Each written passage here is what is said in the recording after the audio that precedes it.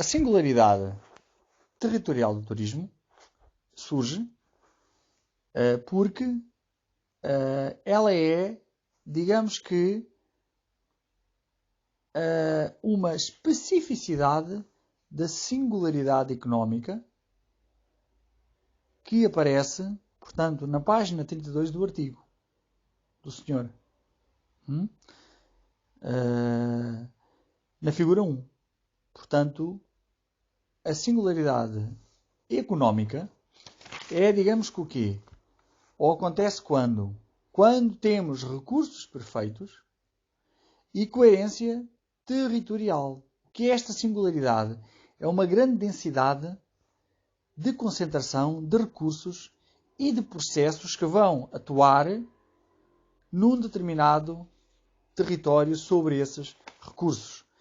Ora, depois da singularidade económica que está vista aí na figura 1, no gráfico 2, portanto são 3 figuras, é uma figura com 3 gráficos, com 3, é uma figura com 3 desenhos, e onde aparece no círculo singularidade económica, vocês têm recursos perfeitos, vocês têm os recursos perfeitos mais perfeitos a convergir para o círculo singularidade económica, a coerência territorial é fundamental a convergir para a singularidade económica, e depois nós a passarmos na atividade produtiva, de qualquer atividade produtiva, pode ser um sapateiro, pode ser o turismo, pode ser um padeiro, a passar, portanto, do SRT, que é em que não há referenciação, não há referência ao território, até à referência ao território. Está bem? Portanto, a singularidade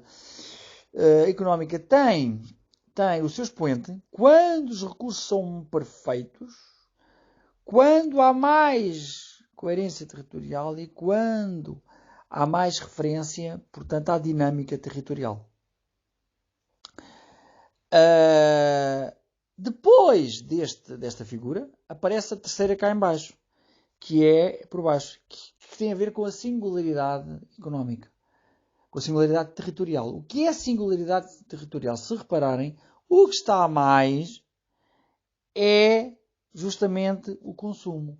Porquê é que a singularidade territorial dá origem à singularidade, a singularidade económica dá origem à singularidade territorial? Porque nós temos, e o turismo apresenta uma singularidade territorial, porque a atividade turística é uma atividade económica, mas especial. Porquê? Porque nessa figura nós podemos ver que a produção se encontra com o consumo. Portanto, o turismo é das poucas atividades económicas onde num determinado território a produção e o consumo se encontram. Ou seja, no hotel a oferta turística, portanto a produção, converge com o consumo. O consumo são os turistas, neste caso os turistas, a deslocarem-se ao Hotel dos Templários e a comprarem pernoitas. Está bem? Portanto, é isso que diz exatamente essa figura. Com a ligação dos recursos perfeitos e da famosa coerência. Tem que haver coerência territorial. Ora bem, os pressupostos da singularidade territorial são justamente os que estão nesse gráfico, nessa figura, que é a figura 1, mas que está cá em baixo. É o quê? Portanto, ou são o quê? Os pilares da singularidade territorial. São aquilo que suporta a singularidade. São recursos mais perfeitos, são mais coerência territorial e mais convergência entre a produção e o consumo através da dinâmica territorial. Está bem? Depois aparece também nas questões da singularidade as vantagens da mesma. Ora, as vantagens da singularidade territorial do turismo para uma determinada região, para um determinado concelho, para um determinado país, aí devem escolher vocês uma região turística, por exemplo, Lisboa, ou o Porto, ou o Algarve, ou a Madeira, ou os Açores, ou um concelho como sendo Tomar. Portanto, eu diria concelho de Lisboa é mais uma região. Tomar, sim, como concelho. Óbidos, também como concelho, por exemplo. E um país com turismo, eu escolheria o Portugal ou, por exemplo, também a Grécia. Pronto. Ou, por exemplo, Itália. Também. Ora bem, são esses exemplos que vocês devem dar. Está bem? De regiões turísticas, de países turísticos e de concelhos turísticos. Está bem? Portanto, as vantagens da singularidade é que, havendo singularidade territorial, através do turismo, haverá ganhos que trarão a chamada CICT, ou seja, a coesão e a competitividade territoriais. Para quê? Para o crescimento económico, que é um crescimento em eficácia, para a sustentabilidade da região.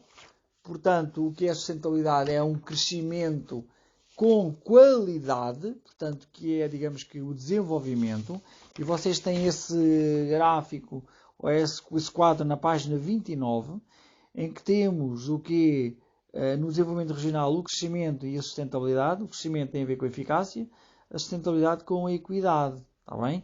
E, portanto, crescimento é algo em quantidade, e a sustentabilidade é outra coisa. Portanto, o turismo, hoje em dia, é muito sustentado, ou deve ser muito sustentado, porque não interessa ter Lisboa repleta de turistas, porque a cidade fica suja. Portanto, falamos em sustentabilidade. Não interessa só ganhar dinheiro, crescimento, interessa sim ganhar dinheiro com qualidade. Está bem? E, portanto, não deixar as regiões turísticas degradadas. Por exemplo, em Roma houve um problema há 2 anos que foi, as visitas eram tantas que alguns monumentos e algumas estátuas ficaram degradadas porque as pessoas empoleiravam-se, as pessoas usavam, as pessoas tiravam fotos e as pessoas iam estragando as estátuas. E, portanto, as consequências da singularidade territorial são, de facto, a coesão e a competitividade territorial e, por conseguinte, e por último, o chamado desenvolvimento regional. Está bem? Portanto, e era isto que basicamente deveriam dizer. Finalmente, aparecem questões sobre a política pública. Ora, a política pública é muito importante. Havendo, de facto, estas condições, estes alicerces para encaixarmos a singularidade territorial do turismo, a política pública, ou local, ou regional, ou, como aparece aqui na página 33, na figura 2, portanto, ou na escala nacional ou à escala internacional, é uma condição que é necessária ao processo de qualificação do grau de perfeição de um recurso. Ou seja, é muito importante a política pública para gerar competitividade e coesão territorial. Ou seja, criar, digamos que, um ambiente contextual de promoção do turismo. E aí podíamos dar o exemplo, aqui em Tomar, de políticas públicas de apoio ou de medidas de apoio ao turismo. Por exemplo, eu vi aqui há dias num programa de televisão que, pós-Covid, houve determinadas câmaras municipais, nomeadamente na Serra da Estrela, que fizeram o quê? Não conseguiam escoar os seus produtos porque estamos em crise até turística, e então estimularam o quê? Estimularam, através de um conjunto de parcerias com restaurantes e com tascas, promoveram as tapas da Serra da Estrela. E, portanto, as tapas da Serra da Estrela levavam um desconto e era oferecido uma garrafa de vinho da região. Portanto, o que é que acontece? Acontece que isso foi uma política pública, através da Câmara Municipal, uma política pública local, da Câmara Municipal, estimular, portanto, digamos que, um incentivo à procura turística. Portanto, as pessoas, sabendo que teriam acesso a um prato, entre aspas, com a oferta de uma garrafa de vinho, compravam mais petisco, mais tapas. Está bem? O mesmo poder-se-á dizer em Tomar. Portanto, a Câmara Municipal de Tomar, para incentivar a atividade turística, pode oferecer um desconto de 50% nas pernoitas em alguns hotéis ou pensões em Tomar. Está bem? E promover, oferecendo, por exemplo, atividades turísticas fluviais no Rio Navão. Está bem? Pronto, depois vocês devem também, quando falarem nos pilares da singularidade territorial, antes da singularidade económica, devem falar dos recursos perfeitos. E os recursos perfeitos têm 7 características que devem saber, não é?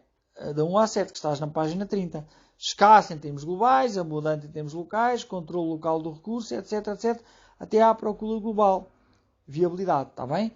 E além disso, os processos, para chegar aos recursos, o processo é a forma como se atua sobre os recursos, devem ter três características da operacionalidade. A governance, as diferenças base de conhecimento e a própria estrutura económica e social regional.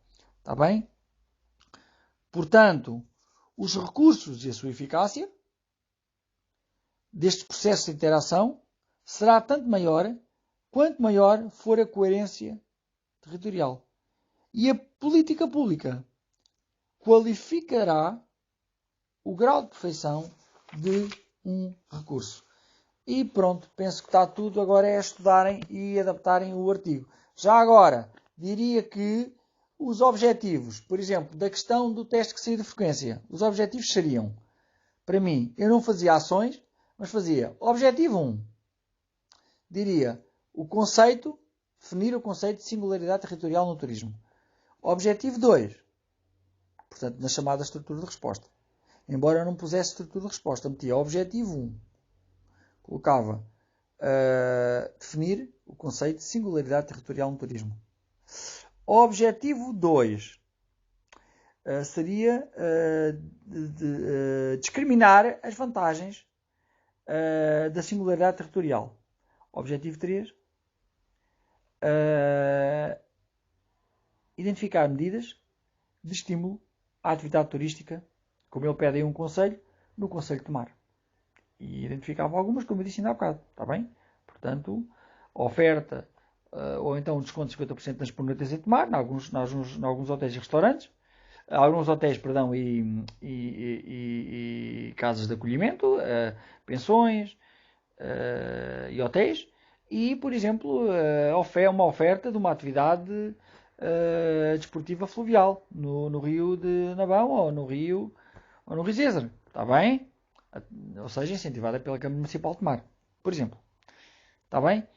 Depois, a seguir aos 3 objetivos, o que é que eu punha? Nas ações, as ações eram, digamos que, a resposta. Está bem? As ações eram a resposta.